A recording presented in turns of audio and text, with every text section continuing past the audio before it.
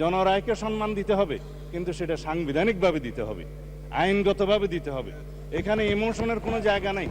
রাষ্ট্র ইমোশন দিয়ে চলে না, রাষ্ট্র চলে সংবিধান দিয়ে, আইন দিয়ে, কানুন দিয়ে। তা আমরা সেভাবে যাই। আমি বিরোধী দলের বিরোধী দলে না থাকে যথেষ্ট সম্মানের সাথে এটা প্রস্তাব দিতে চাই যে আসুন আমরা কার্য উপদেষ্টা কমিটিতে সে বিষয়ে আলোচনা করি, কখন সংবিধান সংশোধনের জন্য আমরা বিল উত্থাপন করতে পারবো এবং জুলাই জাতীয় সনদকে আমরা অক্ষরে অক্ষরে পালন করতে আমরা প্রতিশ্রুতিবদ্ধ।